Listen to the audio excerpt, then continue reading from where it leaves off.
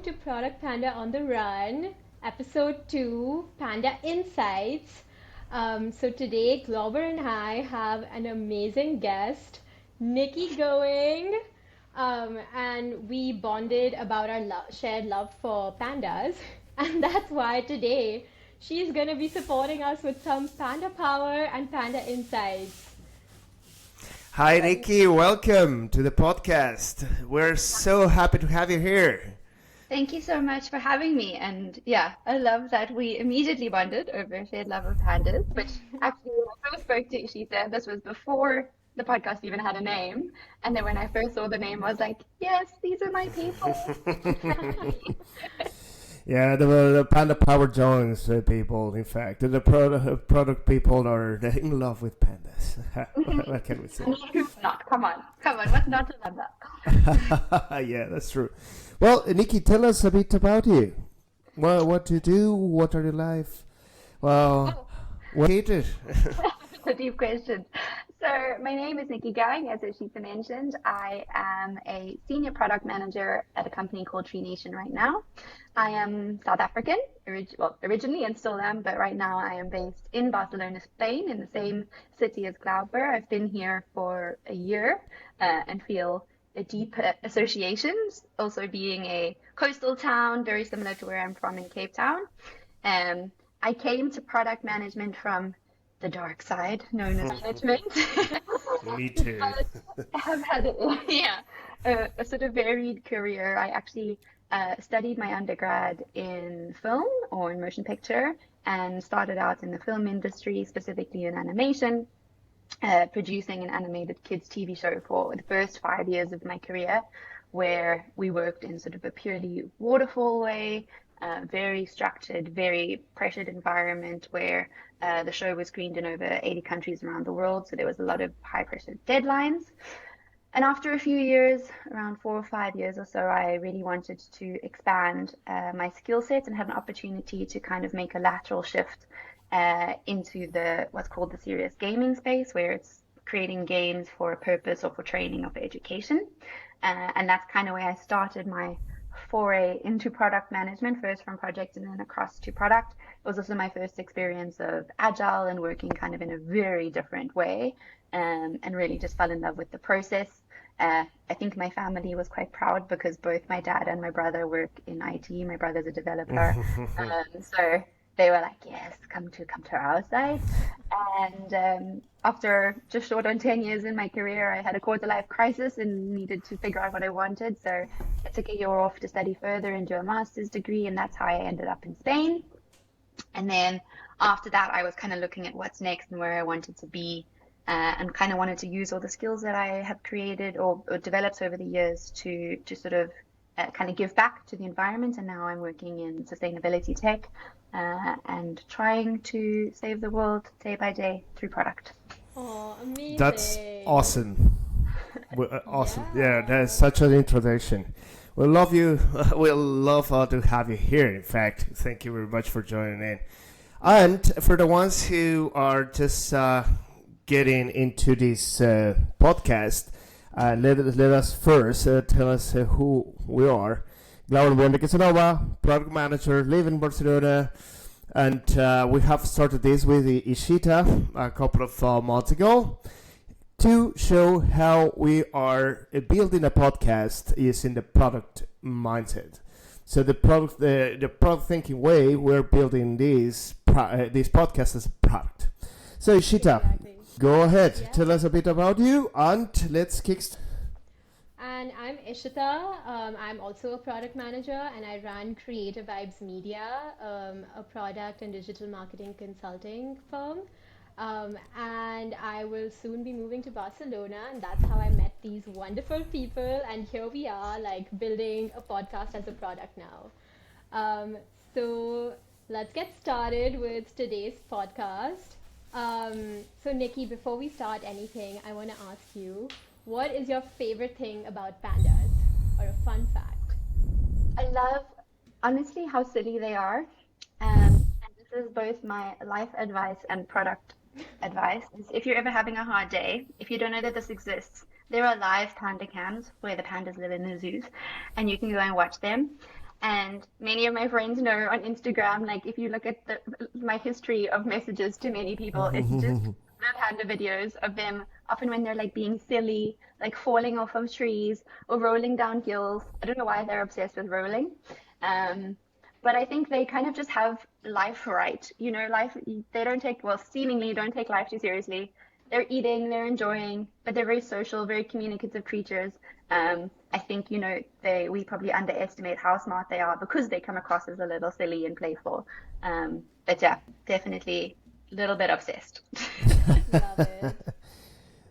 That's the connection. That's the connection right there. Yeah, yeah, Yeah. you guys are both going to start getting reels from me of panda videos. Oh my gosh, yes, please. We're so here for Yeah, that. yeah. Don't be shy. So, yeah. Just shoot. Perfect. So, we have some panda fact later on in the episode. Okay, so just keep tuned. Now, we are going to start talking about the actual subject of this second episode of the product Panda on the Run. So, let's start it. Good.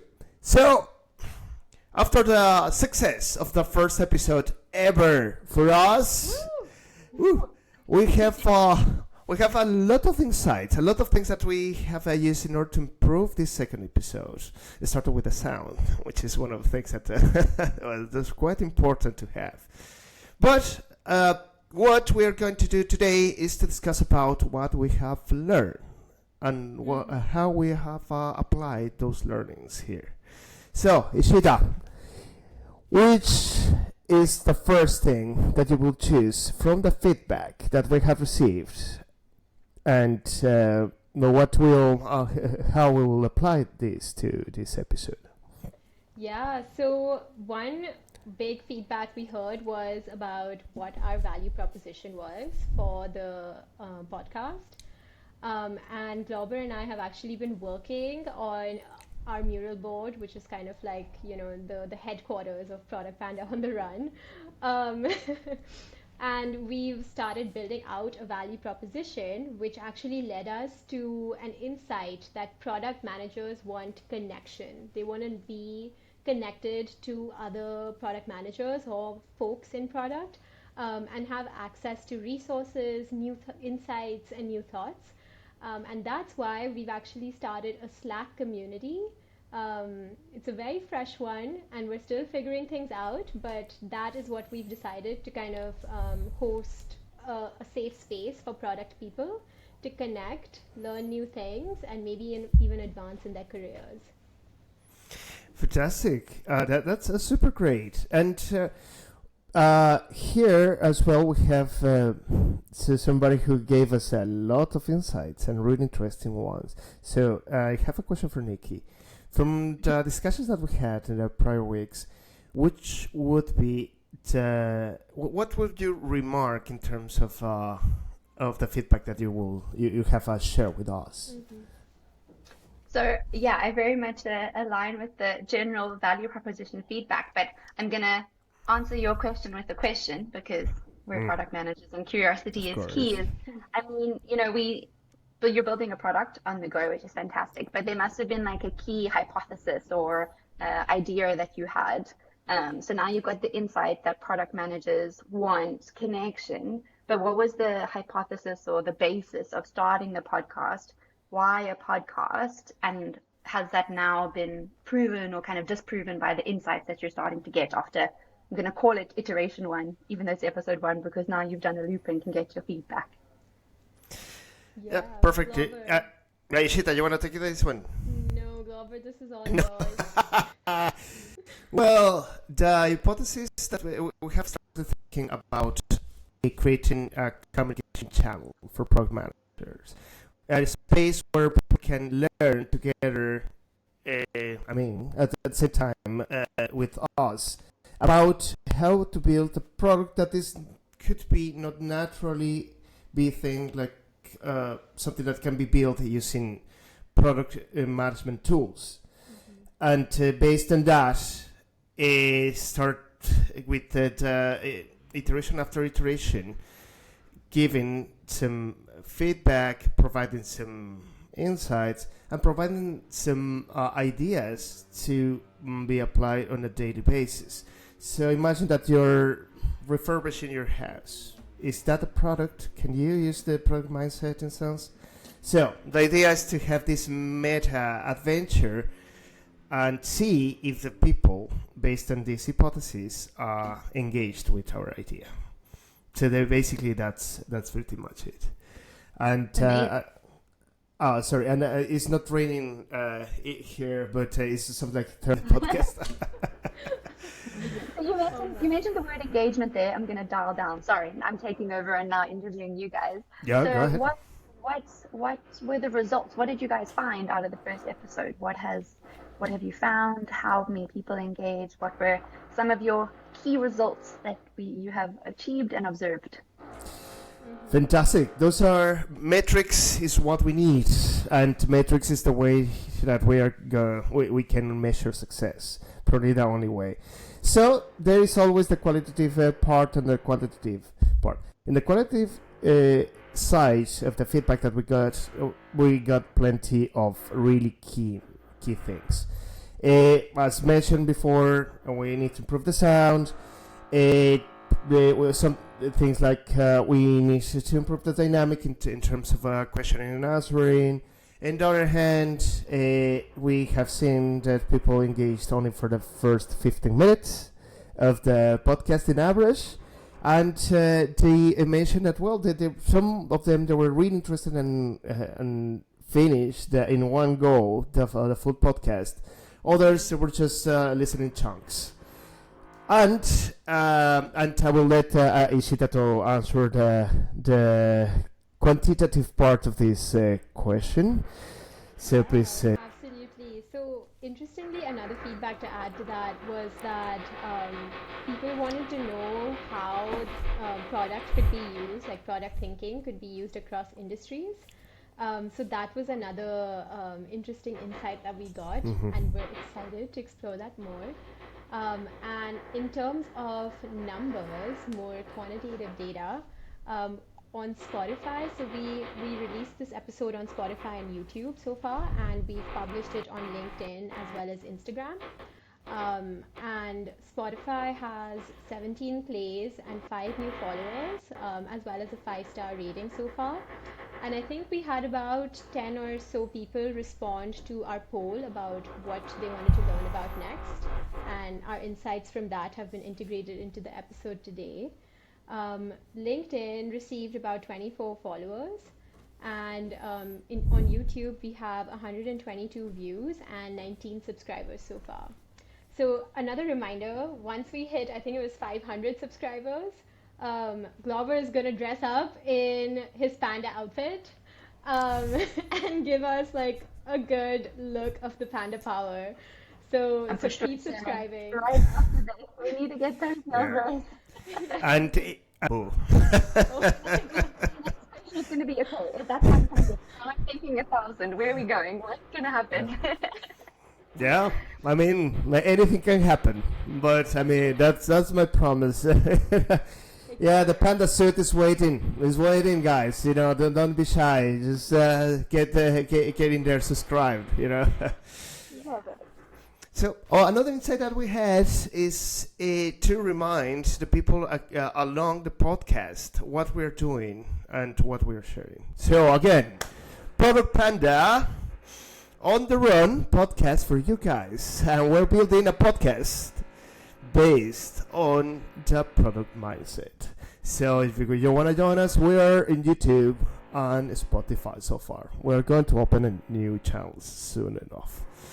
Okay, and going back to what is this episode about, we have an interesting thing as a follow-up, which is the actual value proposition and what we have been working, Ishita and me, so far, about paying gains and what we are actually offering to you guys. So, as Ishita says, we had this mural where we established which were the main pains that we discovered through the people who were reaching us, And then along that, we got a lot of people there find out that there is plenty of information out there in terms of product management, and it's really difficult to actually gather this info in one go, or well, obviously not one go, but in one place, or at least feeling guided to what to reach and what to actually read, right? So the ideas about creating a community as a gain, or a space where you can learn, or a space where Ishita. I actually want to ask Nikki, as she was one Oh, of yeah. our, target audiences. So Nikki, what is something that you've experienced as a product manager, which bothers you, or a pain that you've actually experienced in your life? I think something that you guys said is so key is like sometimes I just need access to information at the moment that I need it, consumable kind of in bite-sized chunks, like maybe actually I'm really struggling with like, oh, I've got like a bunch of feedback from clients, but like how do I draw insights from it? Or we have a hypothesis but actually don't know how to test it, right? Like I might not have time to do a whole course again, or like, I'm one of those people that have learned kind of on the job. I didn't like go and study product management and become a product manager. So there's a lot of like um, things that you kind of end up learning as you go. And maybe, there is some theory behind that, or I've often ended up kind of discovering a theory in the way that I've been working. And then that just gives things a name, which I really love sometimes. Like, oh, that's what that thing means. And something that you guys mentioned around the community, and we joked a little bit about connecting over pandas, but also very much in our initial conversations is just like sharing. I'm gonna say war stories. Like it's very great, like sharing with other product managers, like, hey, what are your struggles? Like I'm struggling with my team, I'm struggling this. Like, how did you deal with it? And even just in a conversation, not necessarily like asking for advice specifically, but just as you said, a safe place to be like, okay, not every day is sunshine and roses, and gaining some insights, and actually I made in my notes for the thing today, there was like two key things that like Glauber had said, and like questions and things like that I've kept in my mind just from a conversation that we had, and hopefully, this podcast will be the same thing for other people. And I think that yeah, it's such a good idea. I think there's a plethora of information available, but having it like consumable in bite-sized chunks, and something that I gave you guys the feedback about that I love, that like keeping episodes, to smaller chunks of like 30 minutes or so makes it a lot like easier for me to consume as well. I think a lot of podcasts these days are really pushing into like the 2 hour Yeah. mark, which is lovely and wonderful, but like, it's hard to consume in daily life, and especially where you want something that's like quick and actionable and insightful, it's trickier to consume in that kind of format. Environment. Yeah. Yeah, I totally agree. Even myself, I'm not a big consumer of podcasts. When I listen to podcasts, it's something that I'm really into it, and we need to be really concise, and also it's super important about the content. So the content is key, and feeling part of it as part of the community, or as you said, Nikki, we have limited time, and we need to use the time in order to learn about war stories, about some specific material that we can learn and apply. That's also because the idea of this podcast is something like hands-on, right? We're building it, we're doing it on live, basically. And today is one of the things that we're discussing is the value proposition canvas, right? So we have on one side the pains of the potential audience, in our case, gains, and finally the value proposition. So based on these pains that we have discussed, based on the gains, which is, well, it would get additional material, I would get a place where I can learn about a bit more about product management. Doesn't matter my expertise or level of I have 15 or 20 years working in product, or I'm just starting, and actually can get as a gain these little chunks of things that I can apply on my daily life. So as a value proposition, one of the things that we had discussed with Ishita is two things: podcast as a communication Medium. tool or medium, yeah, value proposition. Absolutely. And another insight that we had was about how can we actually use a podcast as a learning tool. So, podcasts are usually seen more for entertainment purposes or, filler spaces, right? Like, it's too quiet, let me put on a podcast. Or I use it for meditation music a lot. But using a podcast to actually learn, like on the run, since we are Product Panda on the run, that was another value proposition aspect that we've been trying to kind of figure out. And this was actually an insight we had through a conversation with Nicci, because she's worked with learning, she's worked in like education through like gamification and all of these interesting new ways of learning. And we started thinking about how can we actually teach through this podcast in a way that's receptive to the users as well. Which is why we are very transparent about our entire process. Like, we share even minor details with you guys, like our mural or even our process of starting the Slack. And essentially, I think learning practically through someone else's experiences is a lot more engaging than, reading a textbook or learning just their outcomes rather than the entire process. So that is something that we're trying to integrate into the podcast, and that is also something that we'll be integrating into Slack, perhaps for different channels, for different aspects of product. Um, I have to say, as a fan, I'd love to in the Slack community see even like a view only of the mirror because I'd love to see this kind of mhm. evolve. I always love learning by, even like there's these things like the canvas and all that kind of stuff, but often you just see them in like an empty state. I really like Right. learning like, from other people's examples. So seeing one filled out, of someone else's idea, like, oh, okay, like, because sometimes you're like, okay, what is a thing? What is a game? It can I really like examples. Like and I'm very much a story person as well. I come from the creative world. So like, yeah, even like hearing you say like, I'm like, oh, okay, actually, I would love to see how you guys did that. That's how I learn like a lot by other people's examples or we spoke about stories, but literally practically like, oh, how did you fill out this thing that we're supposed to do as product managers? Love that. Yes, Yeah. that's actually really good, and that also relates to the other topic that we would like to discuss today, which is on a daily basis we are talking about managing a product, managing. Well, we're more like facilitators for people resources being shared between the external influences, trying to deal with all the stakeholders internally, work with the teams. But there is one important topic that we do not often discuss, which is how we handle management, senior leadership, in a sense, and that this concept is called managing up, right? This is one of the nuggets that we want to share with you guys, with all the audience. Hi, mom again.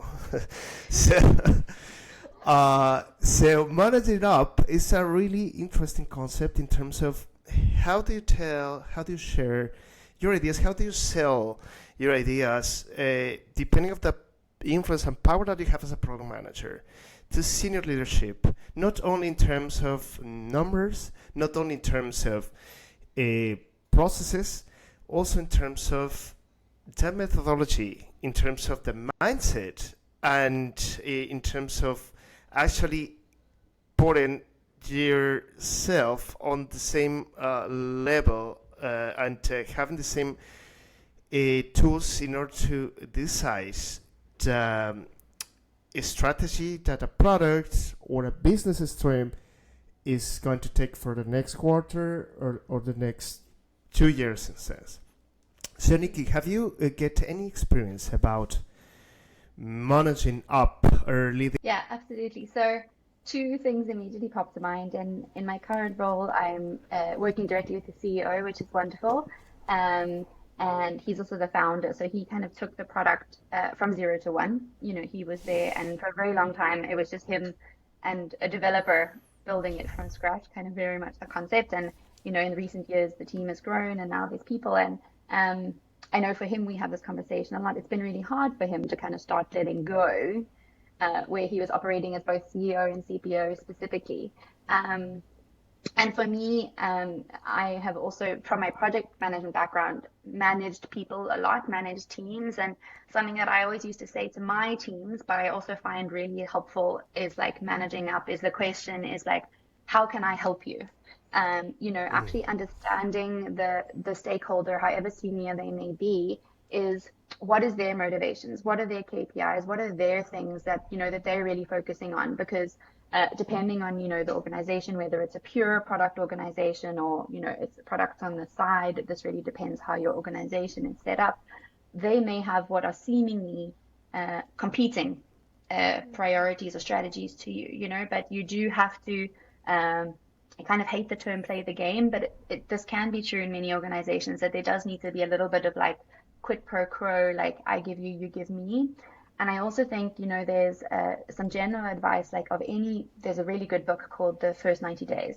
And this is how you should tackle like the first 90 days in any job of like going about. And, curiosity is one of the key skills or traits, shall I say, that we should have as product managers. And just, listen first, like go in, find out what's going on, kind of understand the dynamics, understand communication style specifically. Like something that I've really learned managing up is that we all love data, but different people value data differently, value the insights differently. And so, I remember at a previous company, we had like the business manager, the business stakeholder, and then very much like, because we were in gaming space, the creative guy, and he didn't really care as much about sort of the quantitative data and stuff like that. Whereas I always had to position when I was going to the business leader, like that's what I needed to talk about. But when I was speaking to creative and that side, all they wanted is the qualitative. So you also need to understand that, like, okay, what is your objective? What are you looking to get out? And maybe, shifting your communication style, whether that might be like what you're reporting on or how you're positioning this, knowing the outcomes and the strategy and the product roadmap that you're trying to influence or that. But Glauber, I know we've chatted a little bit. I'd love to hear some of your thoughts. I know you have had many experiences of this, and how do you find, like, what is your top tip in terms of managing up? And something that you said before was the word facilitating more than leading is something that was actually one of my notes from our first conversation. So I'd love to see what other pearls of wisdom you have for us. Well, in fact, I have plenty of experiences. In fact, in the past, I've been a consultant for a startup. So at some point, I was I was about to use a harsh expression, but let me scratch that. Yeah, no, but basically, trying to assist and understand which are the motivations of the CEO, because I was working together with him, on a daily basis. The startup were just 3 people, by the way, and I was one of them. And important thing is to actually, which is the business goal, but also what's the goal of this particular person who's leading this church. Because one thing that we have to recognize is, for the startup in sense, you have to be brave, you have to be bold, you have to move things forward. That's super important. However, those things are not enough in order to be successful. So the rest of the team, the rest of the environment, it needs to work in order to nurture you as a CEO and move towards a particular goal. So here at this point is where I actually push the value proposition and the business canvas. That is something that we're going to review later on. But the value proposition canvas here, in order to understand not only the business, the business part of what we are going to build here, but also use that canvas in order to understand pains of the manager, of the CEO in this case, the gains, and the final product value that we as product managers and she as the CEO is going to take out of that. A brief example about this: pains that he in this case the CEO has was, okay, so I want to have a business, and I'm not happy with the income that I'm getting, and I have this training, but I'm doing a job that is not nothing related to my profession. The gains in the other side is okay. We'll get recognition. I will get money, of course. It can actually break the market with this product, which is going to be a freelancers platform that he was aiming to do. And the final value proposition, okay, is build a product and a company that fulfills his dreams, plus having that recognition that he was expecting, plus actually putting his skills there. However, to support all of this, we need to understand that there were some skills that he didn't have at the time. And one of the things that he had as a problem was changing and switching lanes every single day, or thinking like, oh, we need this, or not validating hypotheses, or just having an idea, thinking like people will accept it. And there were some crazy things that we had to handle, and that's when we as product managers, or we as product people in general, UX researchers, tech people, everybody can say, okay, this can be done, this cannot be done, and let's talk to the customers and final users. That's super important. We are suffering every single day that. Why the pharmaceuticals all the time are testing the products? Because we need to know the reaction. You can tell now the story. But I love what you said. It's like, we always talk about our users, or these people. But the important thing is that there's a people behind that. And I love what you said about like looking up to the CEO, like what was his goals? It's like, achieving a company of his dreams or whatever. I think we can also, depending on where you are in an organization, potentially if you're more junior and it's an established company and you kind of look up to, the CEOs or senior like stakeholders, of like they have all the answers and stuff like that. No, they're also just people like us. They might have more experience, but they have the same fears, the gains, the pains, all of these things that like when we frame it from like, okay, you're also a person like me, and let's meet on that level, and you can understand that they have these fears. I think it really does help when you put that into that frame, that actually trying to find middle ground and meeting and driving the actual goal forward makes things easier. Not always easy, but easier.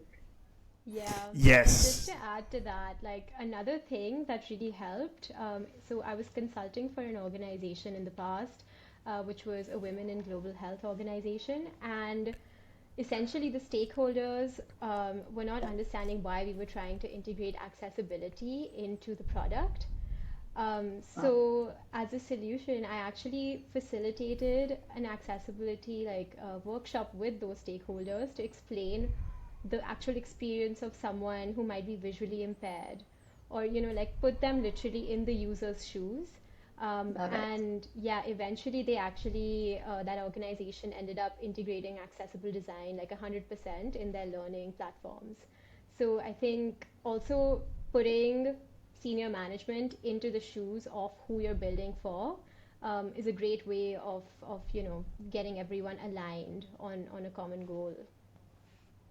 Exactly. That's super important. Sometimes we criticize. I sort of. I will raise my hand and say, okay, well, I testify. I criticize a lot.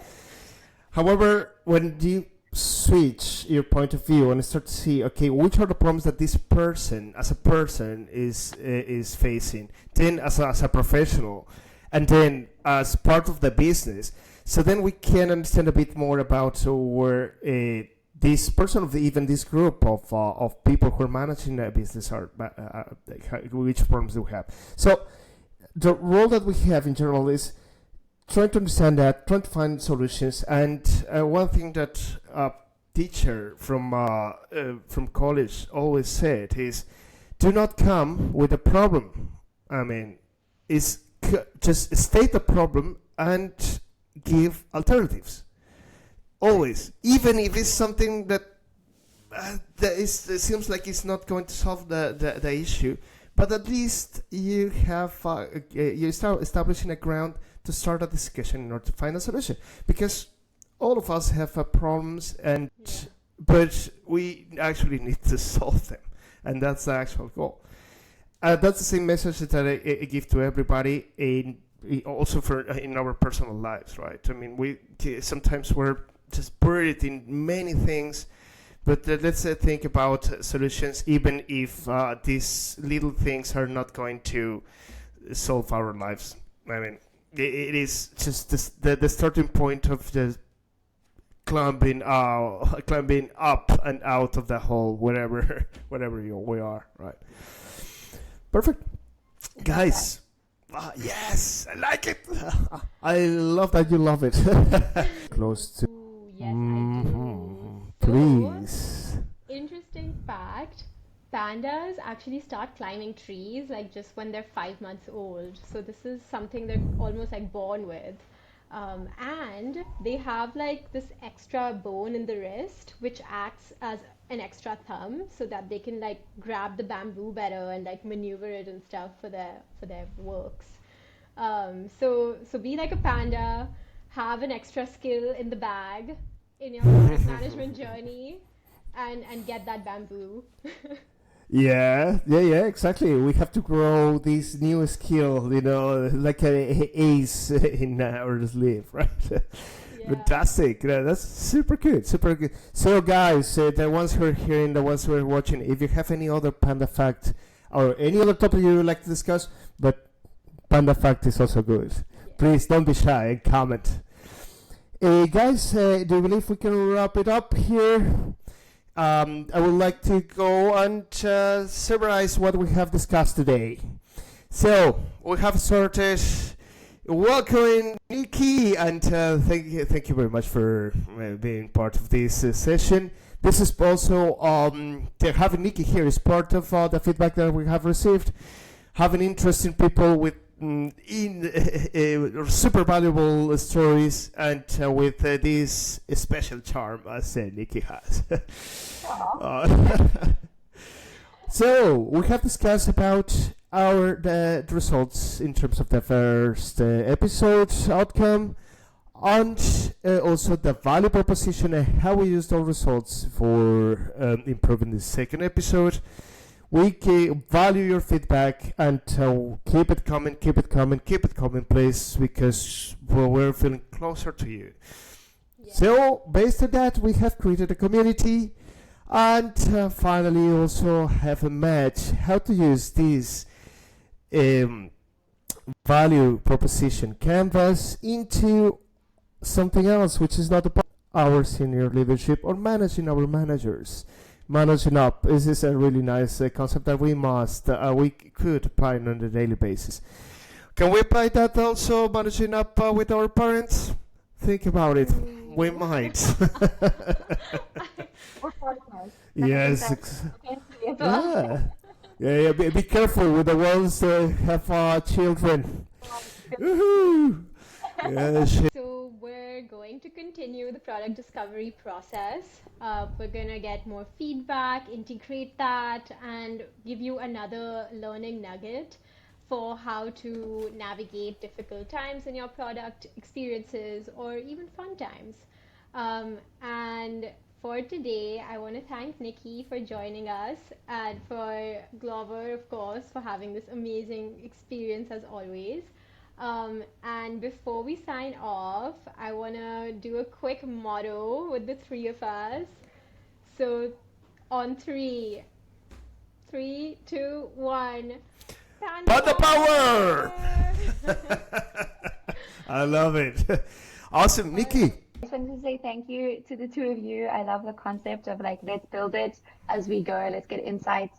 Thank you for listening. I think, there are plenty of people out there that love giving feedback, but it's not always received. You guys are really integrating it so well. I'm very excited to see where this journey is going to take you all, and I'm very grateful to have had the opportunity. I will be there in the Slack community with everybody else, and cheering you guys on and learning from you and everybody else. So yeah, amazing start. Can't wait to see where you guys are going to take it from here. Brilliant, Nicci.